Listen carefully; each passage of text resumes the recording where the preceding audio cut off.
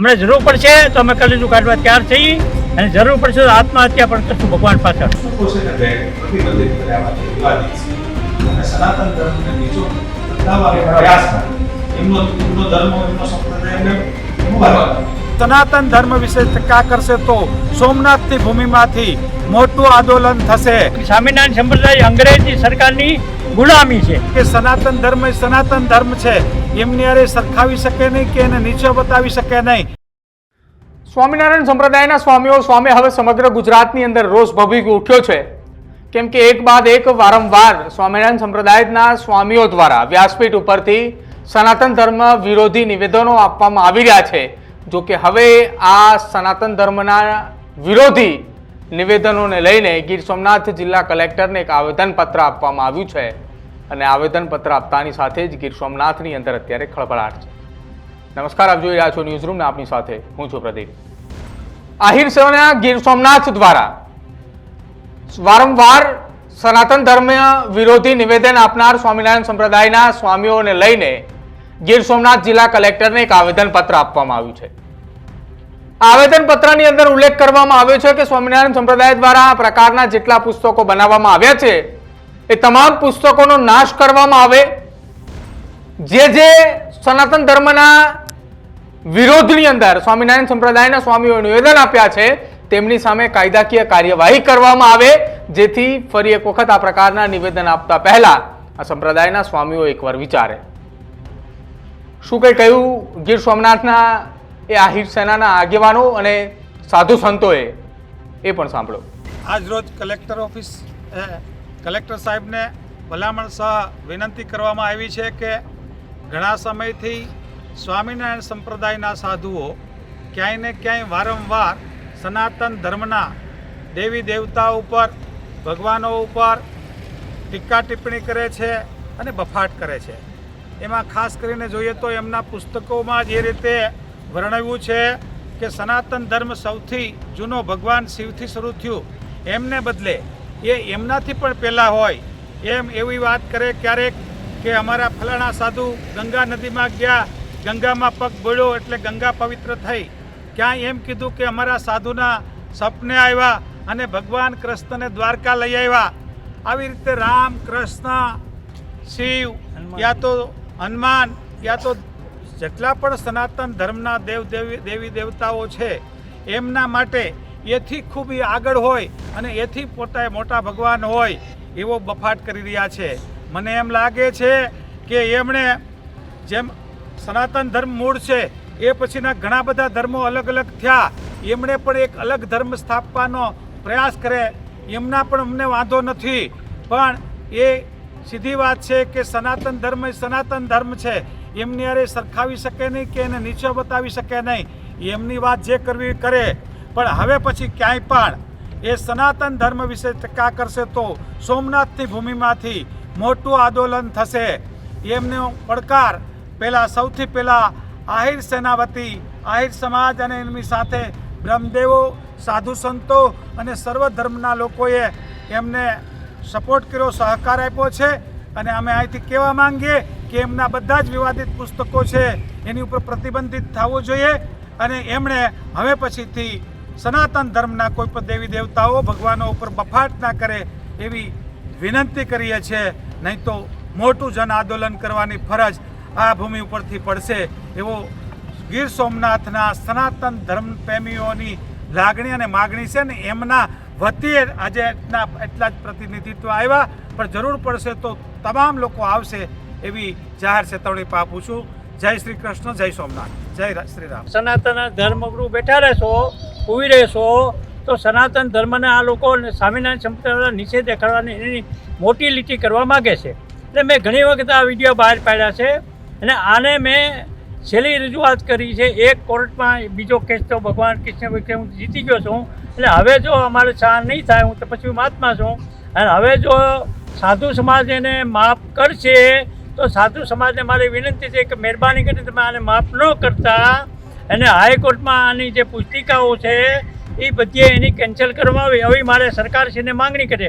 એક બાજુ સરકાર, હું નામ નથી દેતો કોઈના, કોઈ પાર્ટીના, હું પાર્ટીમાં નથી માનતો, પણ એક તરફ કેન્દ્ર સરકારમાં એમ કહે કે હું ઉપવાસ કરું છું, માં જગદંબા અંબાના 9 દિવસ હું પાણી પીતો નથી.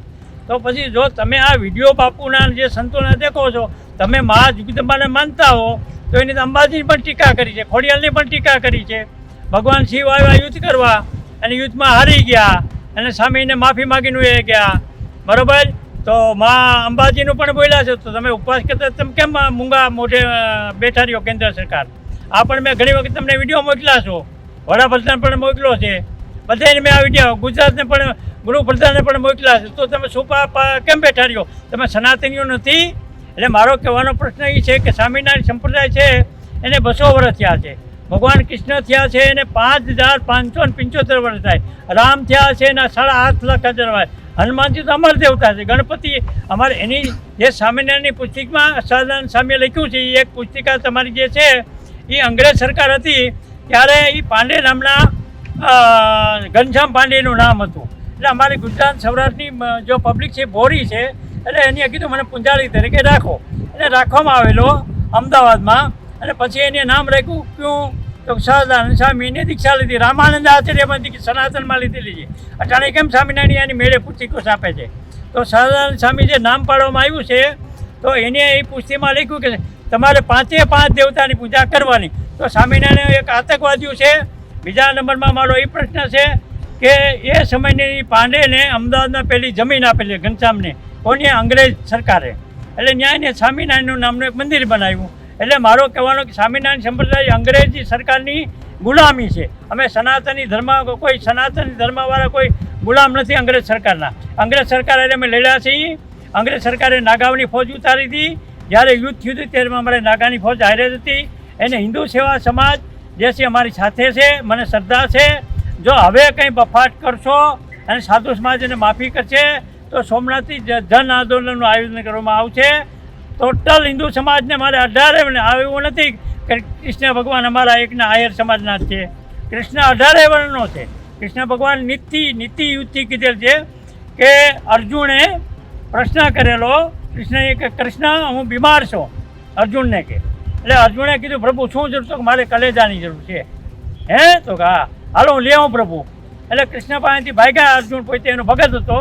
એટલે એ ગદ્દી ઋષિના આશ્રમમાં ડેલિવર કરીને બે કે મારે કૃષ્ણ બીમાર છે, તો શું જરૂર છે? તો કલેજાની પ્રભુ જરૂર છે. એટલે ગદ્દી ઋષિ મહારાજે એનું કલેજો કાઢીને અર્જુનના હાથમાં આપ્યું. કાલે કૃષ્ણ ભગવાન બીમાર હોય તો હાજા થઈ જવા જોઈએ. તો એ પરિવારના અમે મહાત્મા છીએ. કલેજો સંતો કાઢીને આપીએ. સનાતન ધર્મના ગુરુઓજી બેઠા છે.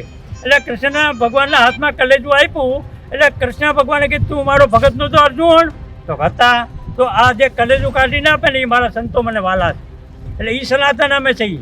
અમને જરૂર પડશે તો અમે કલેજું કાઢવા તૈયાર છીએ, અને જરૂર પડશે તો આત્મહત્યા પણ કરશું ભગવાન પાછળ. આ મારી નર્મ વિનંતી તમને સરકારશ્રીને, હિન્દુ સમાજ સનાતન તમે જાગૃત થાવ. હવે તમે એને માફ ન કરતા, સાધુ સમાજ હોય કે હિન્દુ સેવા સમાજ, મોટી રેલીનું આયોજન કરો. જામનગર મારો વિડીયો મોકલો, સરકારને વિડીયો મોકલા, કલેક્ટરોને મોકલા છે. એક વિડીયો નહીં 10 વિડીયો બાપુએ મોકલા લાઈવ પ્રચારના. સરકાર કેમ આંધળી નથી? કેમ કે એને છૂટીનો ફાળો આપે છે. અમારી પાસે ફાળો નથી, અમે ક્યાંથી કરી દઈએ? આમ તો પછી વાત, અમે તો લુકી ચૂકી રોટી ખાઈ, ઘરના અનાજ ખાતા. આજરોજ જિલ્લા કલેક્ટર શ્રી ગીર સોમનાથને આહિર સેના ગીર સોમનાથ જિલ્લા દ્વારા દરેક સમાજના આગેવાનો, સાધુ સંતો, બ્રહ્મ સમાજ દરેક દ્વારા જે સ્વામિનારાયણ સંપ્રદાય દ્વારા અવારનવાર એના પુસ્તકોમાં અને એના સાધુઓ દ્વારા જે બફાટ કરવામાં આવે છે, હિન્દુ સમાજને નીચો દેખાડવામાં આવે છે, એના વિરોધમાં આજરોજ જિલ્લા કલેક્ટરશ્રીને અમારું એક જ નિવેદન હતું કે આવા તમામ પુસ્તકોને તાત્કાલિક ધોરણે રદ કરવા, આવા વિડીયોઝ છે એના વિરુદ્ધની કાર્યવાહી કરવી અને હિન્દુ સમાજને ખતરામાંથી કાઢવા માટે આ વસ્તુ કરવી જરૂરી છે. એટલે આજરોજ આહિર સેના ગીર સોમનાથ જિલ્લા દ્વારા અને સર્વે હિન્દુ સમાજ દ્વારા કલેક્ટર સાહેબને આવેદનપત્ર આપવામાં આવ્યું. તો વારંવાર હિન્દુ દેવી અને દેવતાઓને લઈને વિવાદિત નિવેદન કરનારા સ્વામિનારાયણ સંપ્રદાયના સ્વામીઓની સામે હવે ગીર સોમનાથની અંદર આહિર સેનાએ મેદાને છે. જો કે આગામી સમયની અંદર સૌરાષ્ટ્રભરની અંદર આહિર સેના દ્વારા આવેદનપત્ર આપવામાં આવશે અને આખા આ મામલાની અંદર સ્વામિનારાયણ સંપ્રદાયના એ વિવાદિત ભરેલા તમામ પુસ્તકોનો નાશ કરવો અને સાથે આ પ્રકારના નિવેદનો જેમણે આપ્યા છે તેમની સામે કાયદેસરની કાર્યવાહી થાય તે અંતર્ગત આવેદનપત્રો પણ આપવામાં આવશે. અને આખા આ મામલાની અંદર હવે પછી આ પ્રકારના નિવેદનો કોઈ પણ એ સ્વામિનારાયણ સંપ્રદાયના સ્વામીઓ દ્વારા ન આપવામાં આવે તે માટેની રજૂઆત કરવામાં આવશે. તમારું શું માનવું છે આહિર સેનાની આ આવેદન પત્રને લઈને તે ખાસ અમારા કમેન્ટ સેક્શનમાં જરૂર જણાવજો. જોતા રહેજો ન્યૂઝરૂમ. નમસ્કાર.